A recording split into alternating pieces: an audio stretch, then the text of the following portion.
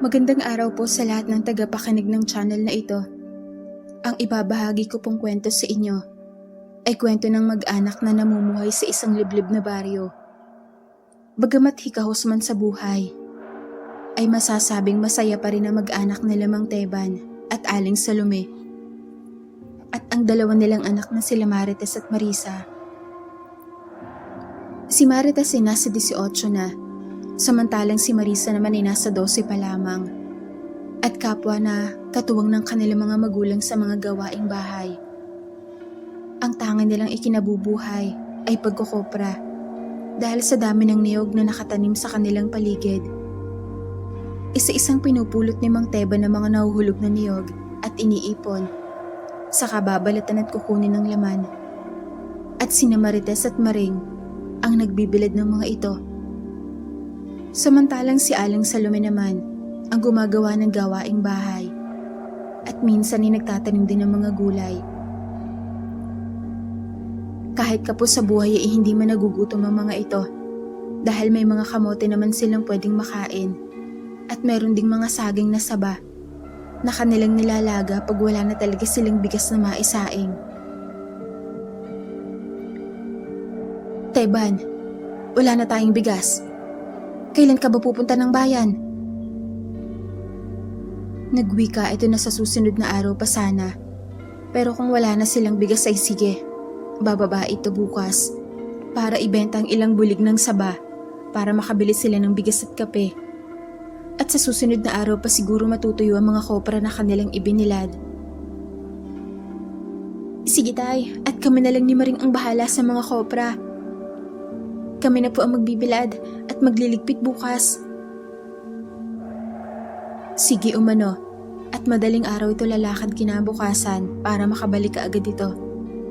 Kaya kinabukasan ay maagang nagising si Mang Teban upang magkape muna at saka na pumunta ng sagingan para anihin ang saging na ibibenta. Kaya bago sumikat ang araw ay lumakad na ito. Matapos makapagkape ang magkapatid, ay agad silang nagbilad ng kanilang kopra. At nadaanan pa sila ng kanilang kababaryo. Kahit kasi malalayo ang agwat ng mga bahay, ay magkakakilala naman ng mga ito sa lugar. Magandang araw Marites, Marisa, ang aga nyo naman nagbibilad ng mga kopra. Magandang araw din po Aling Salud, wala po kasi si tatay. Kaya kaming dalawa ni Maring ang nagbibilad ng kopra para maibenta na sa susunod na araw. Ganun ba? Ang sipag nyo naman magkapatid. Saan po kayo pupunta Aling Salud? Doon sa kapatid ko, sa kabilang bayan. At inaaswang daw ang anak niya, kaya titingnan ko. Ano po? Inaaswang po? Oo, kaya kayo mag-iingat kayong dalawa. At tagsibol ng mga labong. Nangangati ang mga yan pag ganito mga panahon. Totoo po ba ang mga aswang Aling Salud? Oo naman Maring. At alam mo ba, munti ka nang hindi isilang noon ng aswangin ng nanay mo. Mabuti na lang talaga at matapang ang tatay Teban mo at tinaga niya ang aswang. Ano po? Si Tatay Teban nakapaglaban sa aswang? Parang di na ikwento ni tatay yun sa akin Alam mo ba yun ate? Hindi ko maalala eh. Bata pa kasi ako noon. Baka nga tulog na ako nung mangyari yun eh. At hindi naman naikwento nila nanay. Paano?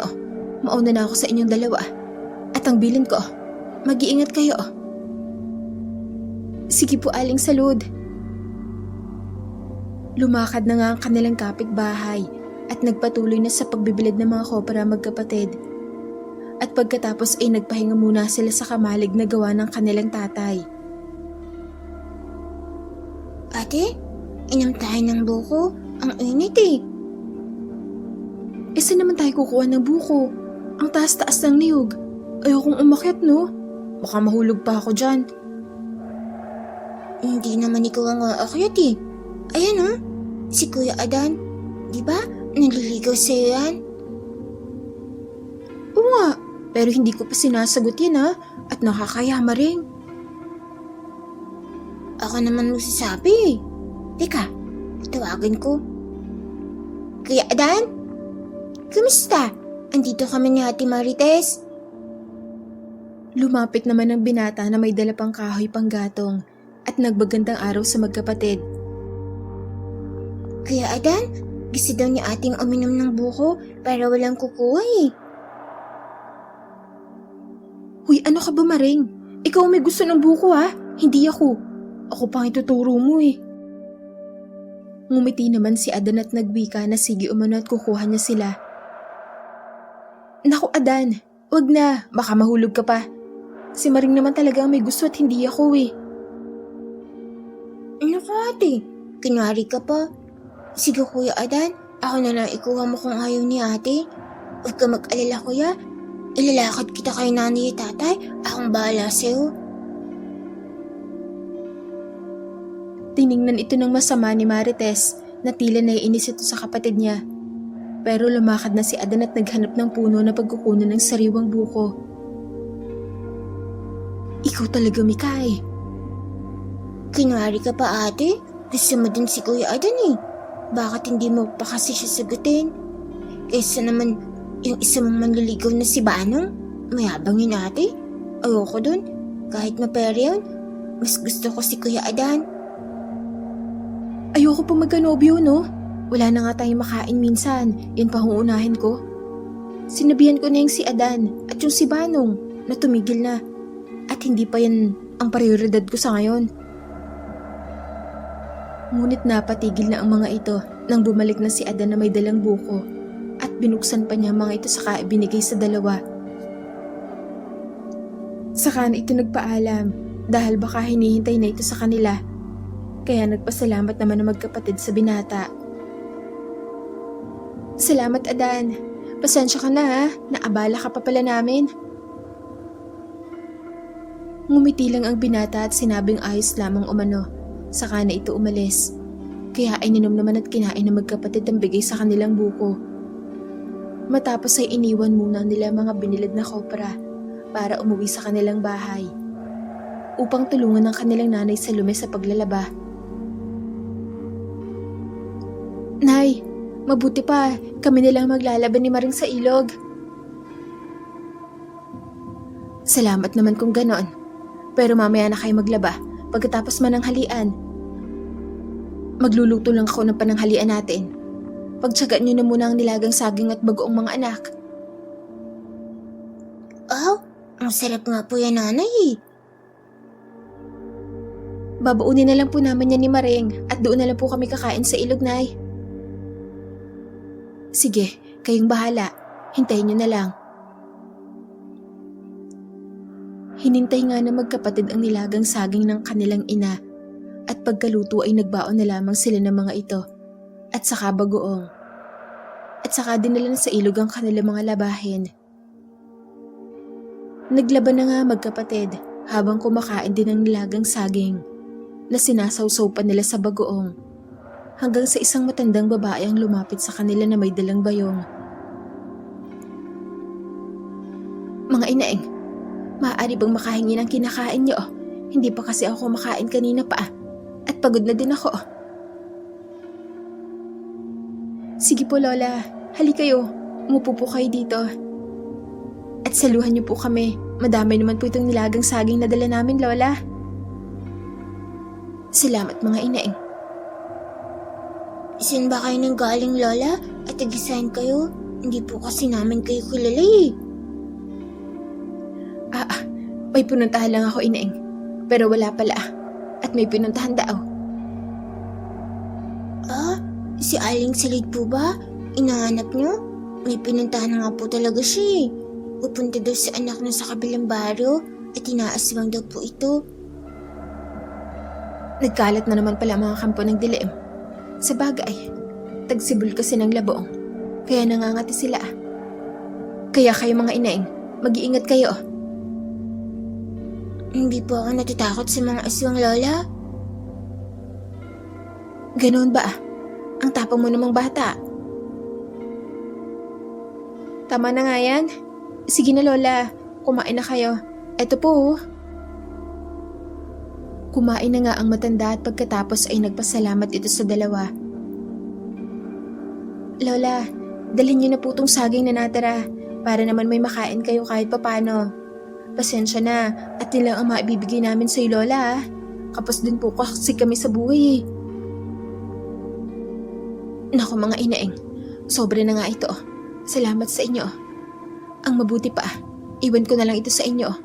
Etong manok ko. Naku Lola, wag na po.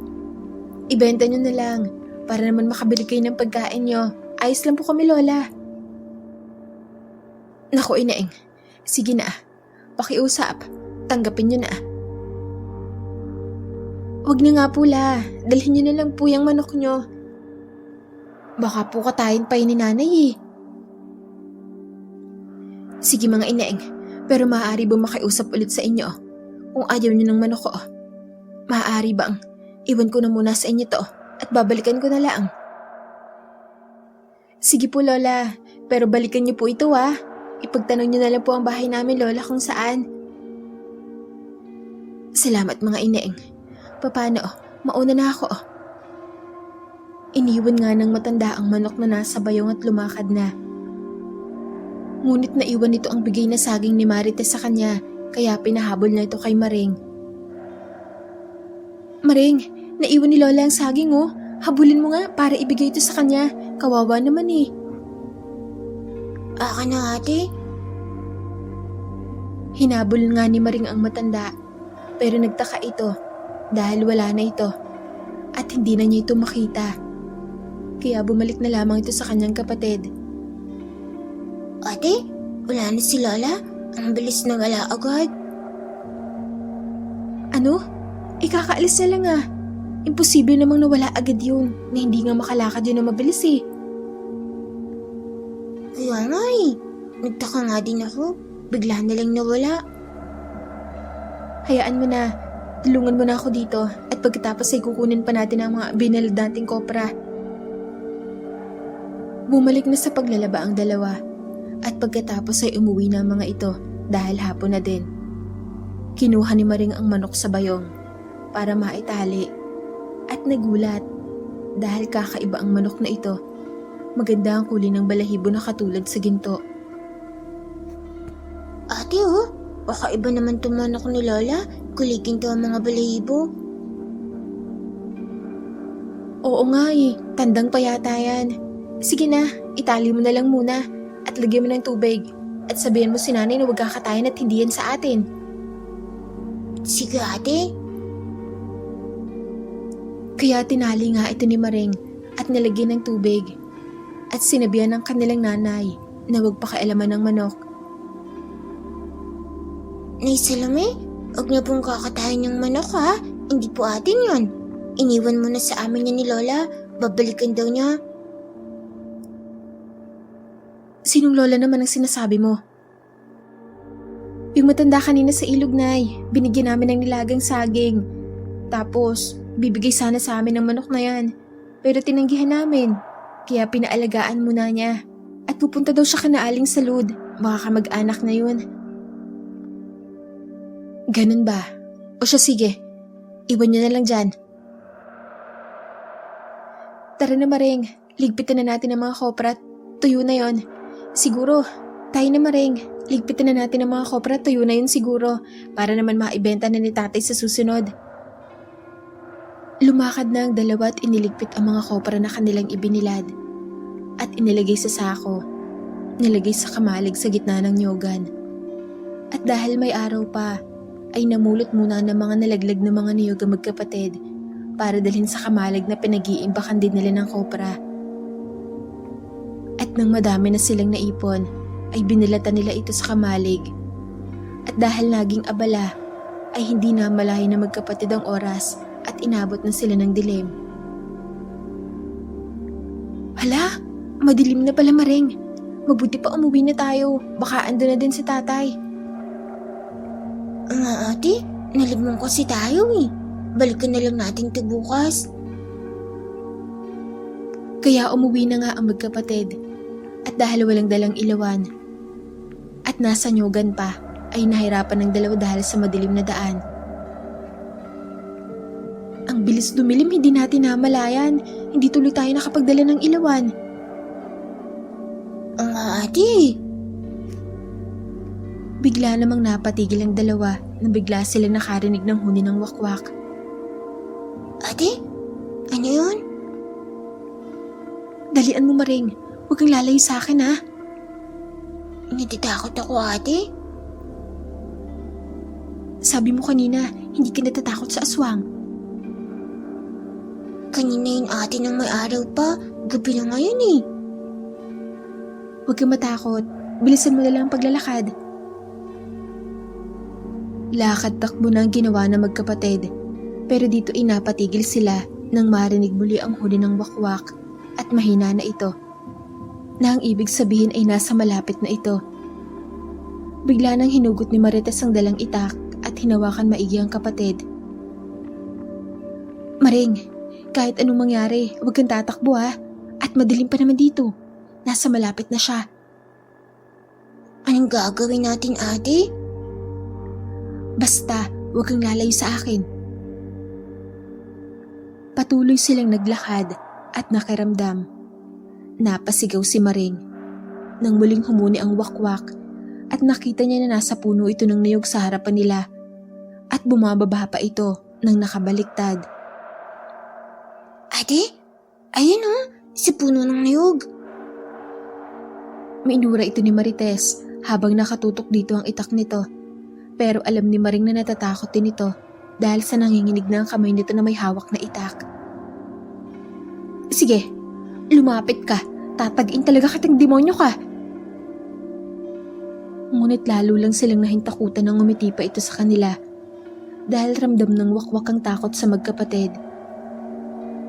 Kaya biglang binuka nito ang mga pakpak at takma na susugod. Nang nakarinig sila ng sigaw, na dumapa umano sila. At paglingon nila, ang kanilang tatay Teba na pala ito na may dalang gasera at itak na pupunta sa kanila. At dahil napalingon nga sila sa kanilang tatay Teban, ay sinamantali ng wakwak at dinagit nito si Maring. Nagawa pang matumba ni Marites noong banggain siya ng wakwak para dagitin ng kapatid. Sa bilis ng mga pangyayari, ay hindi mala nakaporma na tagain ni Marites ang wakwak at nagawa ng madakit ang kanyang kapatid na si Maring. Ngunit hindi naman ito magawang maiangat ng wakwak. Sa hindi malamang dahilan, kaya naabutan ito ni Mang Teban at tinaga niyang aswang na dadagit sa anak sana nito. Kaya binitiwan ito ng wakwak at lumipad papalayo. Bigla namang nilapitan ni Marites ang kapatid na umiiyak dahil sa takot. Maring, ayos ka lang ba? Oo ate, ayos lang ako. Buti na lang, hindi ako nadagat ng aswang. Salamat sa Diyos at hindi ka napano. Kung hindi, ay hindi ko mapapatawad ang sarili ko. Nagmumura naman ang kanilang tatay Teban at nagwika na humanda umano sa kanya ang wakwak na yon at aabangan niya ito sa susunod. Kaya pinatayo na nito ang mga anak at umuwi na sila. Nakita ni Marites na may sugat sa balikat si Maring, dala ng pagkakadagit ng aswang sa kanya. Na marahil ay mula sa mga kuko nito, kaya ginamot na ito at ipinahiga na ang kapatid. Diyos ko, mabuti na lang at walang nangyaring masama sa inyo. Oo nga po, Nay. Mabuti, naabutan po kami ni Tatay. At hindi nagawang madagit ng wakwak si Marisa. Panay pagmumura naman ni Mang Teban dahil sa ginawa ng wakwak. Dahil nasaktan ng isa sa mga anak nito, kaya gaganti umano ito. Tumigil ka nga, Teban. Saan mo naman nahanapin ang wakwak na yon, Aber? Ngunit hindi na kumibo si Mang Teban at napabuntong hininga na lamang na kinuyom ang mga kamao. Lumipas ang oras at kumain na sila. Walang ganang kumain si Maring kahit na paborito nito ang kanilang ulam na pritong tilapia dahil bumili si Mang Teban ng bigas at isda mula sa pinagbentahan niya ng saging. Maring, bakit hindi ka kumakain? Wala pa akong gana ate. Masama bang pakiramdam mo, anak? Hinawakan ito ni Aling Salome sa kanyang noo. At naramdaman na mainit nga ito, kaya pinapasok na niya ito sa kanilang kwarto para magpahinga. At sinabihan ng asawang si Teban na tawagin ang kanilang kapitbahay na si Aling Salud para matingnan ang anak nila. Dahil isa din kasi ito manggagamot, kaya lumakad na si Mang Teban at lumipas ang halos isang oras ay bumalik ito at kasama na niya ang matanda. Pasensya na at galing pa kasi ako sa kabilang baryo. Akala ko inaaswang ang pamangkin ko, hindi naman pala. At simpleng lagnat lang yon. Kaya ginabi na ako ng uwi. Ano ba ang nangyari kay Marisa? Muntik na po siyang madagit kanina ng wakwak nang papauwi kami galing sa koprahan na Aling Salud. Mabuti na lang, hindi siya naiangat nito. Pero nasugatan siya ng mga kuko nito, kaya po siya siguro nilagnat. Nako, umatake na naman pala ang dahing wakwak na yun sa lugar natin. Mabuti at hindi napahamak si Marisa. Teka, titingnan ko. Tiningnan ito na manggagamot at nalaman na nalason si Marisa ng mga kuko ng wakwak. At nagulat pa si Aling Salud nang makapan ito sa bulsa ng bata ang isang gintong balahibo ng manok. Kaya pala hindi siya naiangat ng wakwak dahil dito. Gintong balahibo ng manok? Teka, balahibo yan ng manok ni Lola. Ano? May manok na ibinigay sa inyo. Nasaan? Patingin. Nasa likod bahay po, Aling Salud. Kaya mabilis na tumayo si Aling Salud para punta ng likod bahay. Ngunit nagulat si Marites nang makita na wala na sa tali ang manok. Nay, nasaan na po ang manok dito kanina? Aba ewan, kanina lang andyan pa yan. Di ko naman ginalaw yun eh. Baka nakawala sa tali. Patay tayo nito kay Lola. Hindi pa naman natin yun. Sino bang Lola ang nagbigay sa inyo ng manok, Marites? Yung matanda po kanina sa ilog na binigyan namin ng pagkain ni Mareng, Aling Salud. Pupunta nga sana daw siya sa inyo eh. Pero sabi namin, wala kayo. Kaya iniwan na lamang niya ang manok sa amin. At babalikan na lang daw niya. Kaya itinali dito ni Maring kanina. Anong matanda? Wala naman akong kamag-anak na matanda pa sa akin ah. Po? Sino po yun? Nga ang gusto kong malaman sa'yo.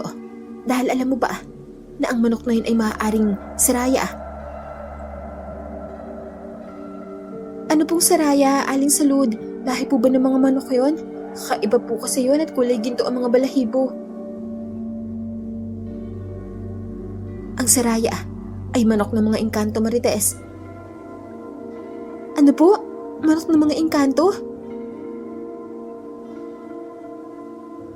Marahil, ang matanda sa ilog kanina na sinasabi mo ay isang engkanto.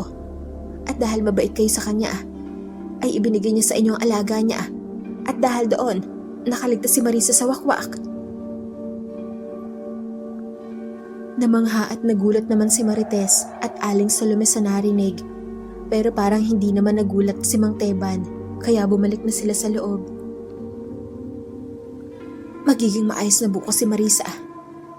Pagpahingahin niya na lang siya at natanggal na ang laso ng wakwak sa kanya. At ang balahibo ng manok, binalik ko na sa bulsa niya. Protection niya kasi yon. Maraming salamat, Aling Salud. Ano Teban? Gusto mo bang makaganti sa wakwak na nanakit sa anak mo? Nagwika naman si Teban na uumano at humanda ito sa kanya. Kaya ibinigay ni Aling Salud kay Mang Teban ng kaperasong damit na may dugo ni Mikay galing sa sugat nito. Abangan mo bukas at saka kung babalikan niya ang anak mo. Hahanapin niya ito sa'yo. Ikaw na ang bahala. Kinuha ito ni Mang Teban at nagpasalamat ito at inihatid na ang matanda sa kanilang bahay.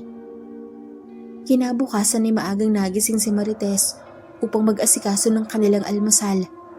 Pero nagulat ito nang wala na sa higaan si Mareng. kaya mabilis na itong hinanap. Ngunit nasa dabugan na nila ito sa labas ng bahay at nagluluto. Magandang umaga, ate. O Maring, ayos ka na ba? Ang sugat mo, hindi na ba masakit? Hindi na, ate. Naghilam na nga eh. Ha? Humilom na? Patingin nga. Tiningnan ni Marites ang sugat ng kapatid at nagulat nga ito. Nang makita na wala na ito at ni Bakas ay wala na din. Ang bilis naman mawala ng sugat mo, Mikay. Oo nga po, ate. Pwede na ulit magtrabaho. Anong pwede na ulit magtrabaho? Magpahinga ka muna. At siya nga pala, yung manok na bigay ng matanda, nakawala yata sa tali. At isa daw yung manok ng... Nang ano, ate? Hindi na naituloy ni Marites ang sasabihin nang makita ang kulay gintong manok na dumapo sa itasang kanilang dapugan. Ang manok! Bumalik siya, Maring! Hindi naman yun nawala, ate ah. Kanina pagising ko nakatali pa rin naman yun kanina. Pero pinakawalan ko lang. Maamo naman to eh. Ano? Pero wala yan kagabi sa tali ah. Tingnan na namin nila nanay at aling salud yan kagabi. Napatigil na sa pag-uusap nang lumabas na din ng bahay ang kanilang ina.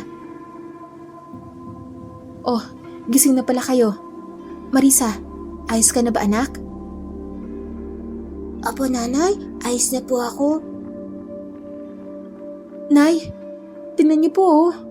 Ang manok, di ba wala yan dyan kagabi? Anong manok? Nasaan? Wala naman ah. Ayan po sa itaas ng dapugo, hindi niyo ba nakikita? Hay nako Marites, magkape ka nga muna at mukhang tulog ka pa eh. Wala namang manok dyan eh. Nagtaka ang magkapatid dahil hindi ito nakikita ng kanilang nanay. Kaya hindi na lamang nila ito pinilit at hinayaan na lamang. Kaya nang maluto na ang sinaing nila ay kumain na muna sila at nagkape. Samantalang, sinabihan ni Mang Teban si Maring na huwag munang lalabas ng bahay at ganoon din si Marisa at bantayan muna o muna nito ang kanyang kapatid. Hindi pa tapos ang problema nila sa wakwak at ayon kay Aling Salud ay babalik pa ito para kunin si Maring. Hay, bakit balapitin ka ng mga nilalang ng dilim anak? Nung isinilang kita, inaswang din ako. Tapos ngayon, eto na naman. Siguro po sa palayaw ko, nanay. Marisa ang pangalan ko, pero Maring naman ang palayaw ko. Iyan kasi ay nakasanayan namin na itawag sa'yo ng bata ka pa eh. Nagwika naman si Mang Teban na hayaan na umano at mukhang hindi lang naman ang aswang lumalapit kay Marisa. Hay, tama ka nga Teban. Ano pong ibig sabihin niyo tatay? Hindi lang aswang lumalapit dyan kay Marisa, minsan mga engkanto pa. Nung nasa 2 taon pa lamang yan, may kalaro ng duwende na nakikita ng tatay mo. At nung 3 taon naman yan, may tikbalang na dumadalaw sa kanya. Ano po? Ang ibig sabihin may mga engkantong nagpapakita kay Marisa? Napabuntong hininga na lamang si Mang Teban. At nagwika na sabi kasi sa kanya ng kaibigan niyang albularyo na isa daw sa mga anak na ay magiging magaling na albularya. At malamang nga ay si Marisa na yon. Ano po? Magiging magaling na albularya si Maring? Bakit ako, tatay? Wala naman akong alam dyan. Saka takot nga ako sa mga aswang eh. Nagwika naman si Mang Teban na kahit siya umano noong una ay hindi naman naniniwala at pilit pa nga nilang inilihim sa mga ito ang mga naranasan nila na kababalaghan. Simula nang isiling si Maring pero sadyang hindi nila ito maitatago. Kung ganon, ang matanda sa ilog na nagbigay ng manok sa amin ay posibleng engkanto yun tay? kagaya ng sinasabi ni Aling Salud. Nagwika si Mang Teban na marahil ay oo umano at baka isa ito sa engkantong gabay ni Marisa. Pero natigil ang kanilang pag-uusap dahil nagpaalam si Mang Teban na aalis at wag muna silang lalabas ang kanilang bakuran. Sununod naman ang magkapatid kaya nanatili ang mga ito sa bahay hanggang sa sumapit ang gabi. Madilim na pero hindi pa rin nakakabalik ang Tatay Teban nila. Kaya nagwika ang kanilang nanay Salome na mauna na silang kumain.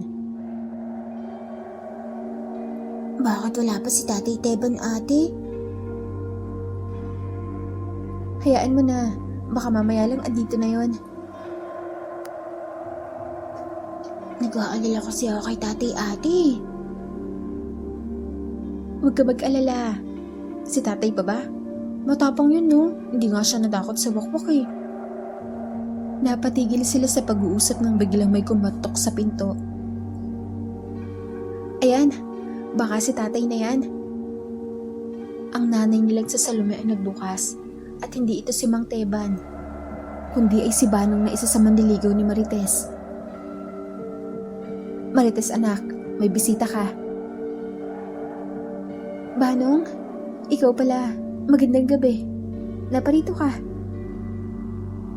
Nagwika ang lalaki na aakyat nga ito ng ligaw sa dalaga at may dala pa ito mga pasalubong na prutas. Naku Banong, hindi ko matatanggap yan. Di ba sinabi ko naman sa'yo na wala pa akong oras sa mga ganyan? At may problema pa nga kami ngayon.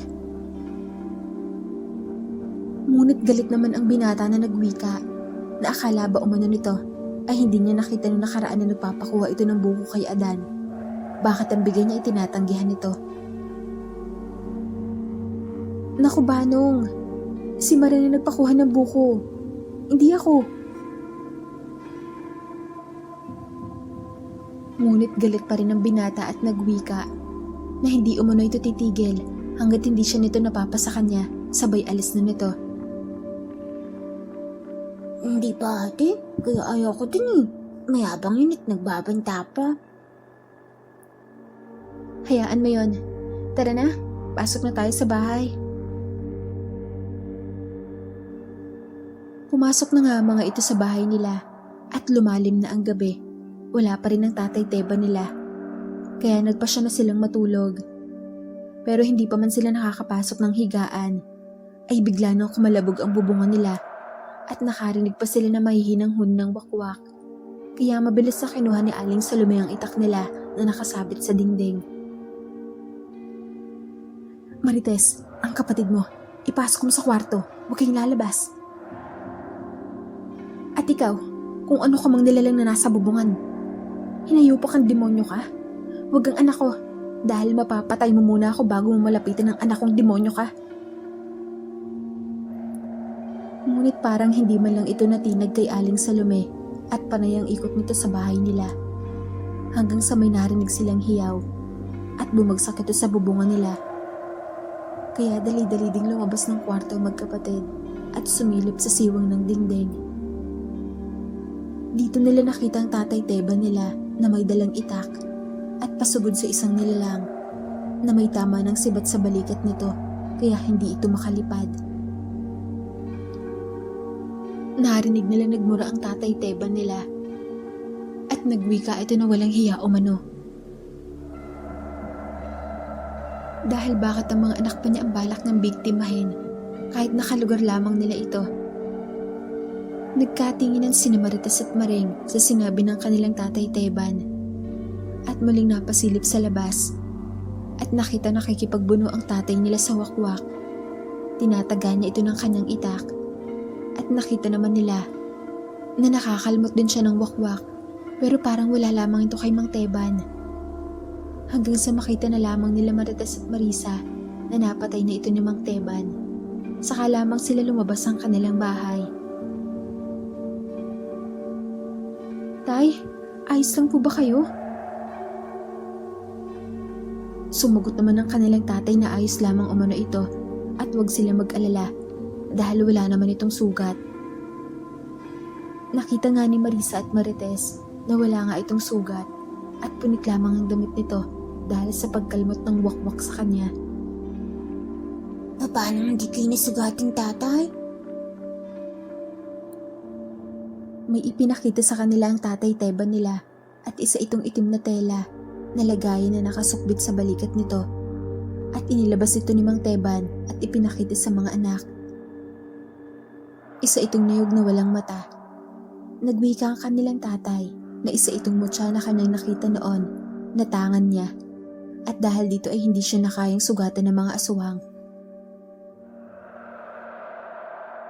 Oh, tatay, mutya po pala kayo. Mabuti naman at napatay niyo na po ang wakwak. Nagulat sina Marites, Marisa at Aling Salud. Nagulat sina Marites, Marisa at Aling Salome nang nagbalik sa pagiging tao ang wakwak na napatay ni Mang Teban at napatakip na lamang ng bibig si Marites nang makalala niya ito dahil ito ay si Adan. Sinabi ni Mang Teban na nagpunta ito kay Aling Salud at sinabihan siya nito kung sino ang wakwak na umaatake sa mga anak niya dahil alam ni Aling Salud na kaya niya ito dahil sa tangan niyang mutya. Kaya sinabi nito na ang pamilya ni Adan ay mga wakwak umano. At sa unay hinahayaan lamang nila ang mga ito dahil hindi naman namiminsala sa kanilang lugar. Pero nung namatay ang padre de pamilya ng mga ito, ay nag-umpisa na silang maminsala. At nalaman nila na si Adan mismo ang balak bumiktima kay Marisa nung araw na ginabi sila mula sa pagkukopra. Kaya hindi nito pinalabas sina Marisa at Marites para isipin ng wakwak na tumalab ang laso nito sa bata. Kaya balak na sana itong balikan para kunin. Kaya inabangan ito ni Mang Teban at sinibat. Si Kuya Teban pala ang wakwak. Akala ko pa naman, mabait siya. Hindi pala. Pitawad ate, nirete-rete pa kita sa wakwak. Hindi talaga natin makikilala ang isang tao ng sandali lang. Mabuti at nalaman kaagad natin ang pagkatao niya. Teban, anong gagawin natin sa bangkay na yan? Baka balikan tayo ng mga kalahin niyan. Nagwika naman si Mang Teban na susunugin umano nila ito at huwag umano nilang ipagsabi ang mga nangyari. Kaya hinila na nila ang bangkay ng wakwak sa likod bahay at nagsimula na itong sunugin at siniguradong abo na lamang ang natitira. At kinabukasan ay balik sila sa normal na parang walang nangyari. Ngunit habang nagpupulot ng kopra sina Marisa at Marites kasama ng kanilang tatay, ay nakita nila mga kapatid ni Adan na nakatingin sa kanila ng masama. Ate mga kapatid ni Kuya Adan. Tay, ang mga kapatid ni Adan nakatingin sa atin ng masama. Sinabi naman ni Mang Teban hayaan lamang umano nila ang mga ito at hanggang tingin lamang ang mga yon. Basta hindi sila abutan ng gabi, ay hindi naman ang mga yon susugod sa kanila. Tiningnan sila ni Mang Teban at tag-amba na bumubunot ng itak, kaya nagsialisan din ang mga ito. At pagpatak ng 3:00 ay umuwi na sila dahil nga ayaw nilang abutan ng dilim sa daan. Pagka-uwi nila ng bahay, ay agad nang pumunta si Maring sa likod bahay para kapakainin ng manok nito. At lumipas ang ilang araw, ay hindi na nagpapakita ang mga kapatid ni Adan sa kanila, kaya akala nila ay ayos na ang lahat. Hanggang sa umuwi ang kanilang tatay Teban na hindi maipinta ang mukha. Galit na galit ito dahil ang inipon nila mga kobra sa kamalig ay wala na. At isa lang ang duda nito na ang pamilya ng napatay niyang wakwak ang may gawa. At dahil doon lamang umaasa ang pamilya nila para makabili ng bigas, ay naging problema ito sa kanila. Kaya nagtiyaga sila sa nilagang saging at kamote. Hanggang sa isang araw ay nagulat si Maring nang magising ito isang umaga dahil sa tilaok ng manok nito.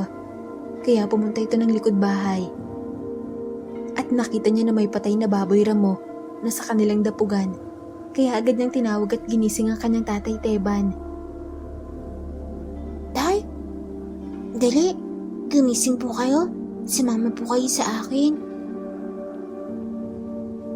Dali-dali namang gumising ang tatay Teban nito at nagwika na ano daw ba umano yon.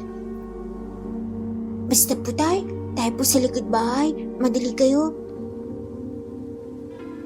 Pinuntahan nila ito at nakita nga ni Mang Teban ng isang malaking baboy ramo.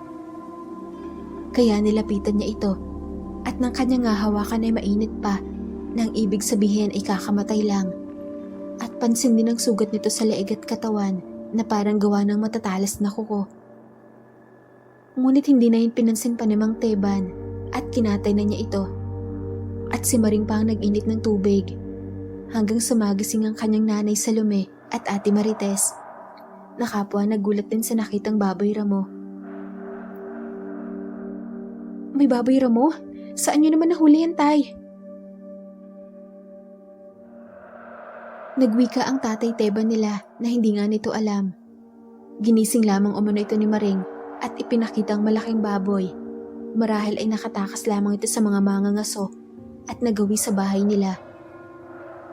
Ngunit nang tingnan ni Marites, ang kanyang kapatid na si Maring, ay nakangiti itong sumesenyas at itinuturo ang manok na nakadapo sa itaas ng dapugan nila. Pero kagaya ng dati, ay dalawa lamang silang nakakakita.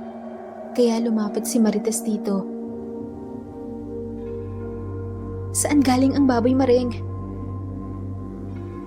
Di nang siraya, ate. Ano? Paano niya nadala yun dito? Ay, ang laki ng baboy. At ang liit naman niya para dagitin at patay ng malaking baboy ramo na yan. Lumalaki ang siraya, ate. At siya ang nagdala dito. Pasalamat nilang tayo, ate. At may pagkain na tayo. Nagpasalamat na lamang sila at tinulungan ang kanilang tatay sa pagkatay ng baboy. At dahil doon, ay ilang araw din silang walang naging problema sa pagkain. At ibinahagi pa nila ito sa iba nilang kababaryo na pinalitan naman ng bigas ang bigay nilang karne. Masarap ang pagkain natin ngayon, ate. Oo nga eh, matagal na din akong hindi nakakakain ng baboy. Ako nga din, ate. Matagal na din. Ayan, kumain kayo ng marami mga anak ha. Kahit may namimirwisyo sa atin, ay may nagbibigay din naman ng biyaya. Masayang kumain na mag-anak at akala nila ay wala na silang problema pa. Ngunit nagkakamali ang mga ito. Dahil lumipas lamang ang ilang linggo, ay biglang sumama ang pakiramdam ni Marites. Nagkaroon ito ng lagnat at pananakit ng katawan. At ang akala nila ay simpleng trangkaso lamang, ngunit nagkamali sila.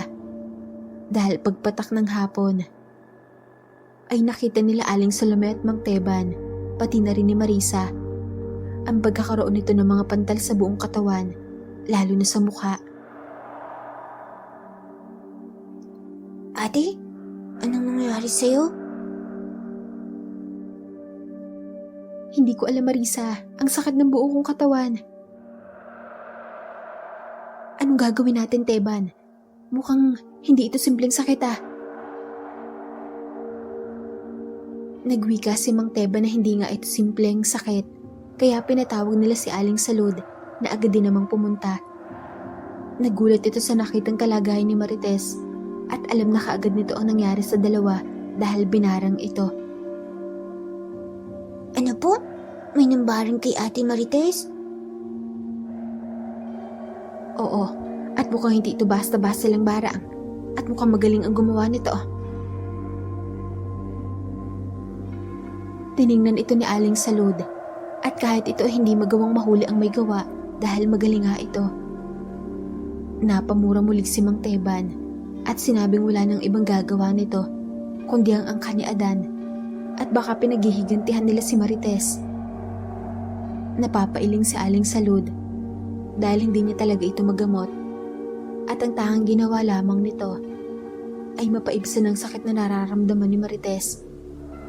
Sa nakitang kalagayan ng kanyang kapatid ay lumabas ng bahay si Maring at pumunta ito sa likod bahay kung saan nakadapo ang engkantong manok.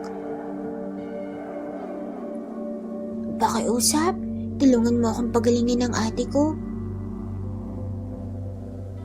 Tumilaok naman ang manok at lumipad ito papalayo. At dito ay bumalik muna sa loob ng bahay si Maring at pinuntahan ng kanyang ate Marites. Konting tiis nilang ate.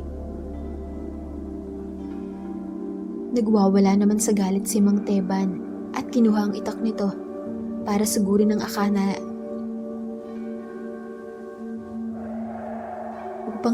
akala nila ng babarang sa anak nito na pamilya ni Adan na wakwak na kanyang napatay. Pinigilan naman ito ni Aling Salome, pero ayaw nitong magpapigil.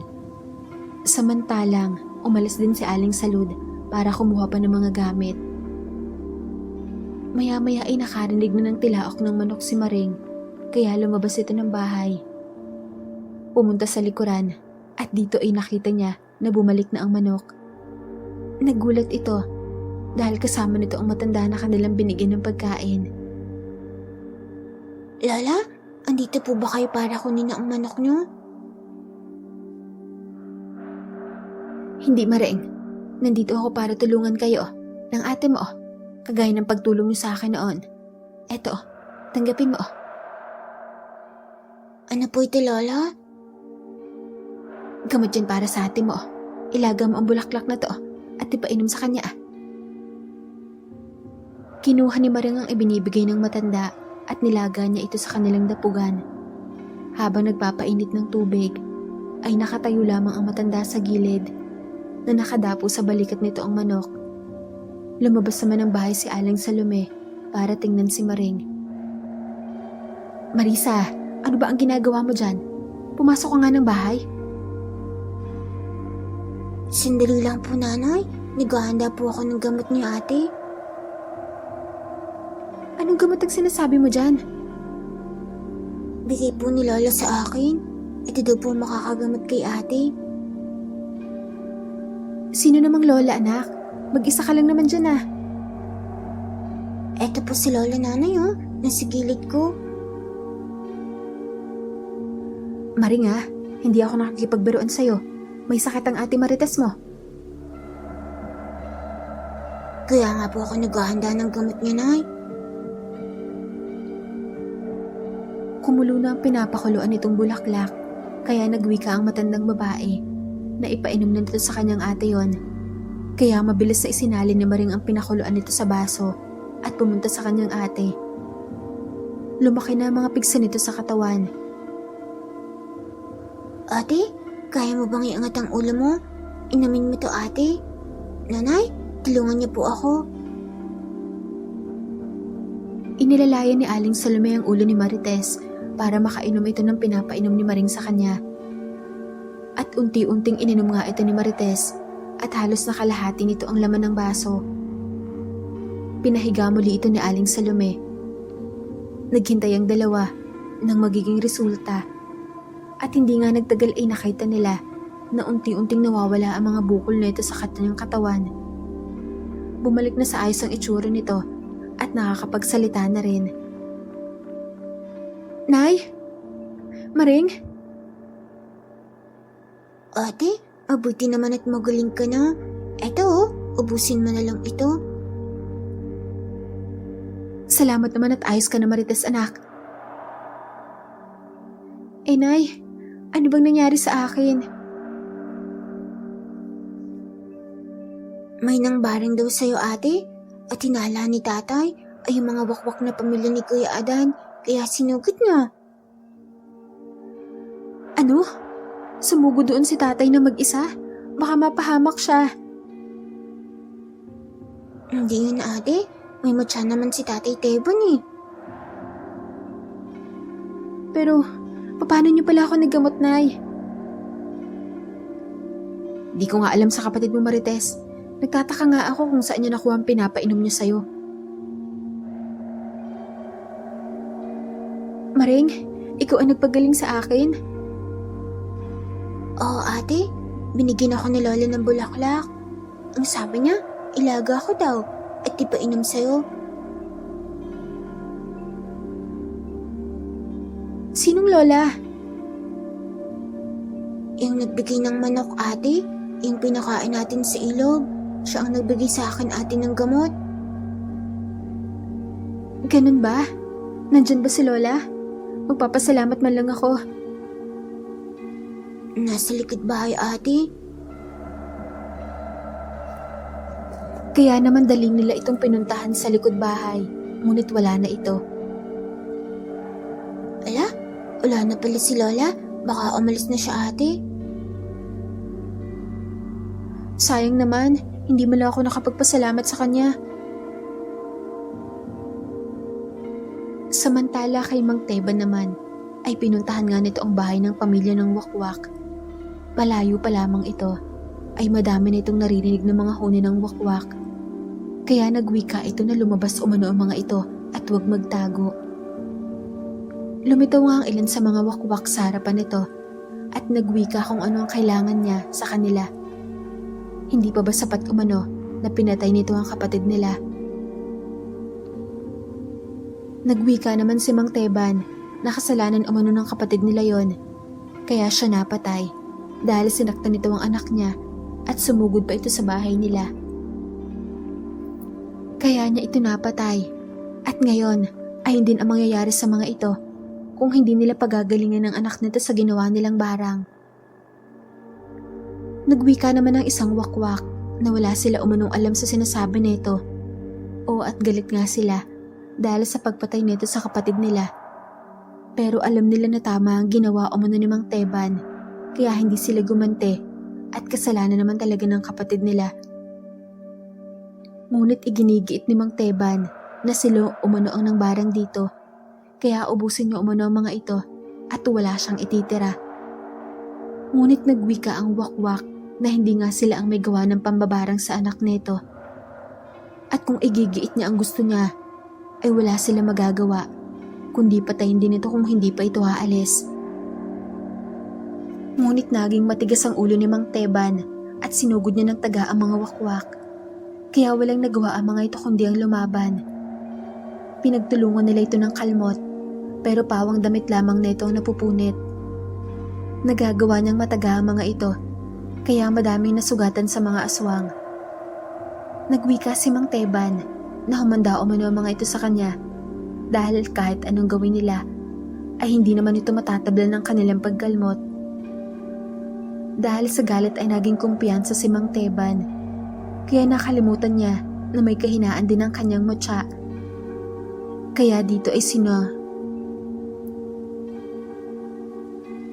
sinugod siya ng sabay-sabay ng 3 Wakwak.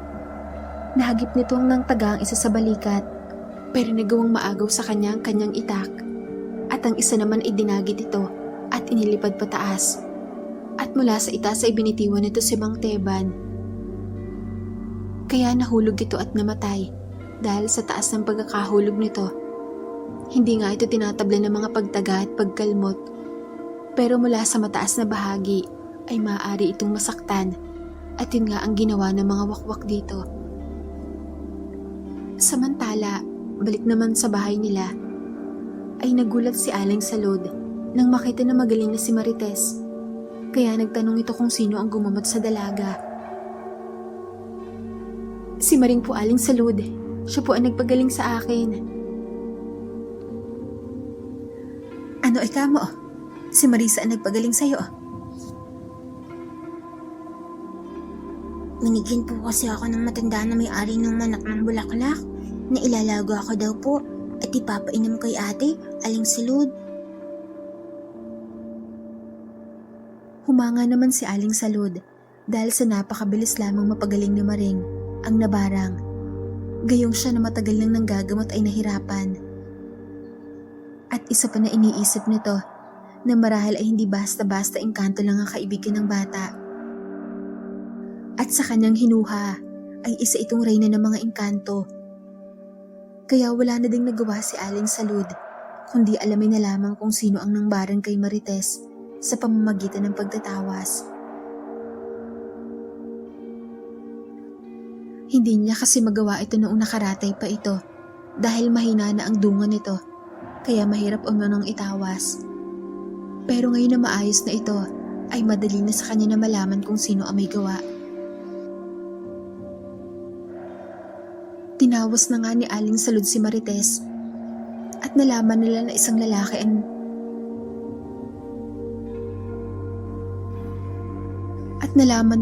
lalaki umano na nagkakagusto sa kanya na kanyang tinanggihan ang may gawa. Kaya isa lang ang naisip nitong lalaki na kanyang tinanggihan at ito ay si Banong. Sinabi ni Aling Salud na nagbayad daw ito sa isang mambabarang ng malaking pera para barangin ito. Pero dahil nagamot ito ni Marisa, ay babalik umano ang barang sa may gawa nito. Dahil yun ang magiging kapalit kapag hindi nito nakuha ang kaluluwa ng binarang, ay ang sarili nitong kaluluwa ang kukunin ng dyablo. Kaya matapos malaman ng totoo, ay naisip nila si Mang Teban dahil malayang inaakala na ito na nambarang kay Marites. Hinintay na lamang nila si Mang Teban, pero inabot na sila ng umaga, ay walang Mang Teban na bumalik. At nagulat na lamang sila nang tumawag sa kanilang isa nilang kababaryo at sinabi ang masamang balita. Natagpuan daw si Mang Teban sa isang bakanting lote na patay na at bali-bali ang mga boto. Kaya agad nila itong pinuntahan at dito nga nila nakita ang bangkay ng kanilang tatay. Napahagulhol sa iyak sina Marites, Marisa at Aling Salome dahil sa pagkamatay ni Mang Teban. Galit na galit naman si Marites at susugurin sana ang mga wakwak pero pinigilan ito ng kanyang ina. Tama na Marites, tama na. Nawalan na ako ng asawa at ayokong mawalan pa ulit ng anak. Pero Nay, pinatay nila si tatay. Hindi mo din sila masisisi Marites. Ang tatay mo ang sumugod sa kanila, kaya normal lang na gumanti sila. Pero Nay, kailangan na maiganti ko si tatay. Eh kung may mangyari din sa'yo, tandaan mo, hindi sila ang rason kung bakit sumugod doon ang tatay mo, kundi ang bumarang sa'yo. Napagbintangan lang sila. Huminahon naman si Marites, kaya inasikaso na nila ang labi ng kanilang tatay Teban. Sa tulong na din ng kanilang kababaryo, ay naayos nila ang lugar ng lamay sa kanilang bahay. Madami ay nakikiramay sa kanila sa unang gabi at wala naman silang naging problema hanggang sa huli ng lamay. Dito nagpakita ang mga kapatid na babae ni Adan na nakatingin sa kanila noon ng masama.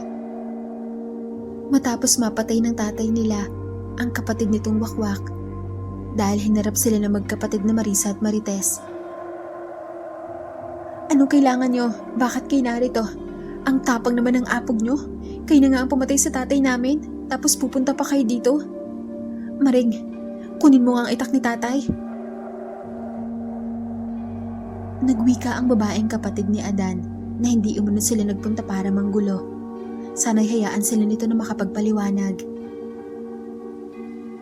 Anong paliwanag ang sinasabi nyo, ha? Maring, ang itak, akin na. Hayaan mo na natin sila ate. Dahil pag nagkamali sila ng paliwanag, hindi ko sila hayaang makaalis dito. Nakita ni Marites na nasa taas na ang puno. Na nasa taas na ng puno ang manok at lumaki na ito. At hindi lang yon, dahil may iba pang engkanto ang nasa paligid. Sige na, magsalita kayo. Nagwika ang babae na umano at sila ang pumatay sa tatay nila. Lalo na, siya ang dumagit at humulog dito. Pero dinidepensahan lamang umano nila ang kanilang mga sarili, lalo na ang mga anak nila. Sinabi nila sa tatay nila na hindi sila ang nagpabarang sa anak nito, pero ayaw nitong maniwala at sinugod pa rin sila. Iiwas na sana ang mga ito, pero sinugod ng tatay nila ang bahay nila at nagbanta na papatay ng mga anak nila, kaya napilitan silang lumaban. At para patunayan na totoo ang kanyang sinasabi at para matapos ang gantihan, ay handa siyang patay nila para matahimik ang lahat Basta't hayaan lamang nilang mabuhay ng payapa ang mga kapatid na ito at ang mga anak. Yumuko ang babae at nagwika na nakahanda ito sa kanilang gagawin. Ngunit naawa naman si Marites sa babae at sinabihan na lamang niya itong umalis na. Kaya tumayo ang babae at nagwika na hindi daw ba umano sila gaganti. Hindi niyo naman kasalanan. At tama si nanay, pinoprotektahan niyo lang ang sarili niyo. Ngunit bago umalis ang mga wakwak, ay sinabi ni Maring na kung maaari ay sila na ang tumapos sa lalaki nagpabarang sa kanyang ate at siyang dahilan kung bakit sumugod ang kanilang ama para pagbintangan sila. Kaya tumango naman ang babaeng wakwak na sila na umuna ang bahala. Bago umuno ilibing ang kanilang ama, ay papatay nilang lalaking sinasabi ni Maring sa kanila. Dahil kung sila ang gagawa ay may hirapan sila dahil may pera ang pamilya ni Banong. Kaya pinaubayan na nila ito sa mga wakwak. Bago nga ilibing si Mang Teban, ay napatay ng mga wakwak si Banong at iniwan ang bangkay nito sa kakahuyan na wala ng lamang loob. Kaya matapos mailibing si Mang Teban, ay namuhay na lamang ng tahimik ang mag-iina. Tama ang sinabi ng kaibigan ni Mang Teban dahil laging albularya si Marisa sa tulong ng gabay nitong reyna ng mga engkanto at sa alaga nitong engkanto ng manok. Na siyang inuutusin ni Marisa na maghanap ng anumang kailangan nito sa panggagamot. At kapag may nakakalaban namang itong mangkukulam o kaya ay mga elemento, ay tinutulungan naman ito ng gabay niyang reyna. Kaya ang dating matatakuting bata mula sa mga aswang ay siya na ngayon kinakatakutan ng mga ganito. Hanggang sa tuluyan na nga itong nagdalaga at isa na itong magaling na albularya. Dito ko na po tatapusin ang aking kwento. Sana po ay magustuhan ninyo. Hanggang sa muli at maraming salamat.